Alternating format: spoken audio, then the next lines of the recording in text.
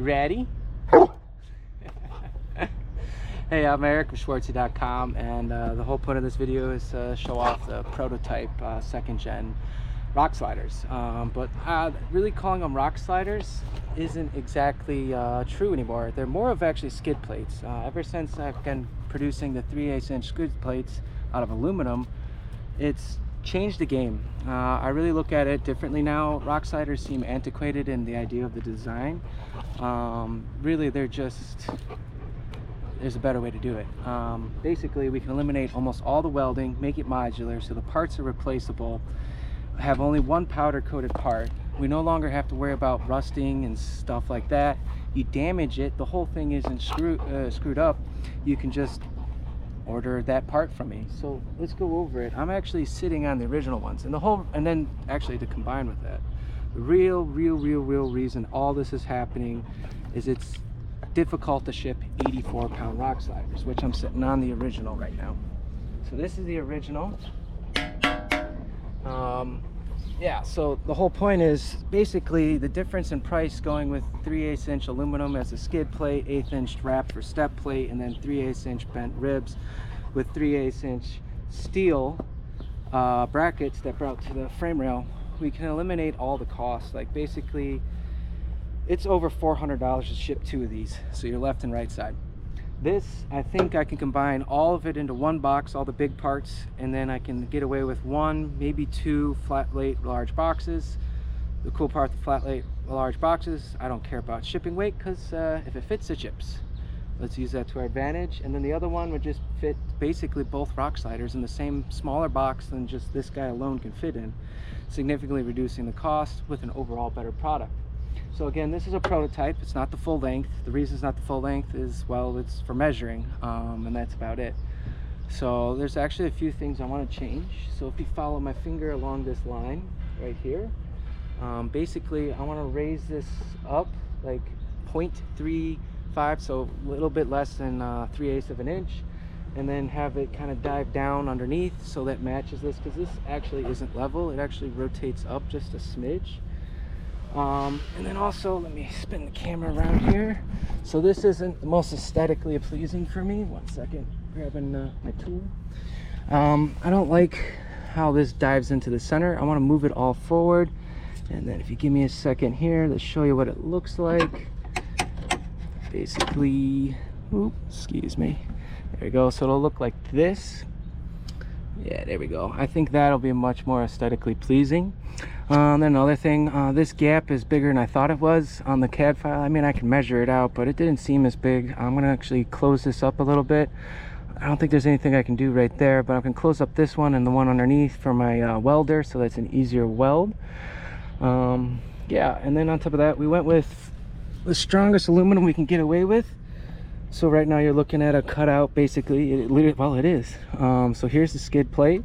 This is one of the ribs. There'll be 7 ribs, front to back, and then you got your step plate. The only thing that are gonna be powder coated is the step plate and the 4 brackets. We got the 3/8 inch brackets bent all the way back, so no welding, no cutting, nothing. They are bent, powder coated as is. So you got first the front one, second, third, and fourth right there. So the whole thing's assembled with carriage bolts, so you only need 1 wrench to assemble the whole thing. There's some, again, another adjustment I needed to make. I didn't clearance this one out, so I had to beat it together with a rubber mallet. It worked, but I'm going to add in a 1/16 of clearance to make that significantly easier. So you can see the ribs here. We went with 50-51 aluminum, and the reason we went with that is 60-61 doesn't like to be bent. I think this is a great compromise in between. Plenty strong though. I mean, right here, it's so thick. This is ridiculous. So let me stick you inside here. So right now you're in between 2 ribs. You're in between the standard rib, which is on the left right here, and then on the right, this is a driver one, and it'll be also unique for the back. Hopefully the front and rear will match as a mirror image, making it significantly easier, and then there's no crazy weird stuff going on. So if you come on over here, here's in between the front bracing, you can see that it goes all the way to the front into the corner. So when you're bouncing off of trees or rocks, that's 1/8 inch aluminum. With 1/8 inch aluminum doesn't crumple in. And if you do crumple it in, oh well, you can just buy another one from me and I'll ship it out. So that's the whole idea of this. So you can see the 3/8 steel bracket right here. This one was quite the pain. In fact, this one's off just a little bit. I mismeasured by 1/4 inch, but with a little bit of persuasion, I was able to push it in for me, so you guys won't have to deal with that. But another one of the things, one of that off-road form, I forget, what is it, H40 something or other, blah blah blah. Oh, it kills me, I can't quite remember. But the whole point of it is I signed an NDA with that company that keeps offering discounts with really nice lights, and they gave me a really good CAD file.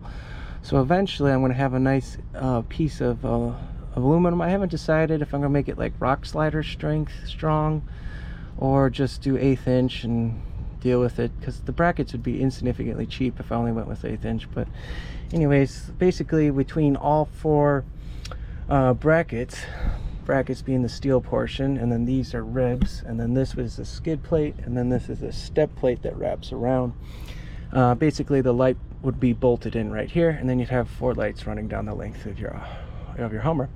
I'm not particularly happy about lights. I'd rather just use a flashlight or just have fun. I've never actually needed that kind of stuff when I was off-roading. But yeah, so again, this is just a prototype. Oh wait, hang on, let me back up. Got the high lift here. I was actually pretty stoked. So you can see here, it basically slots in. What's really cool about having it cut out like that is that it can't slide left or right, and when it's notched in there, it actually can't back up either. So the safety factor goes through the roof. I understand they have limited selection. There'll be 4 holes cut out the length of it, but I really think this is a good design. As you can see here, how big is it? Bigger than my fingers from side to side. Yeah, there you go. Ooh, I got reasonably good sized hands. I normally wear size large gloves or extra large, depending on the company. And then so powder coating again is just the brackets and the step plate, and I really like that because if you compare it to that plate, I love the look of that, and I think it'll kind of look and match the Hummer. Again, I love making things look like they're OEM.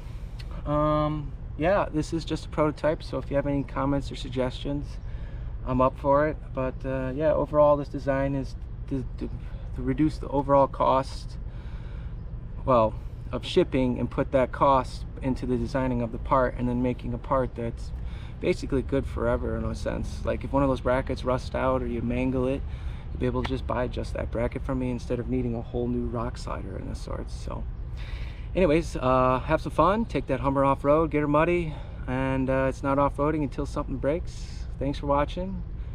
Hope to have these out August, late August, end of August would be ideal. And yeah, I think the next one will be potentially production ready unless I mismeasure something drastically. So I'm excited to do that. Thanks for watching. Later.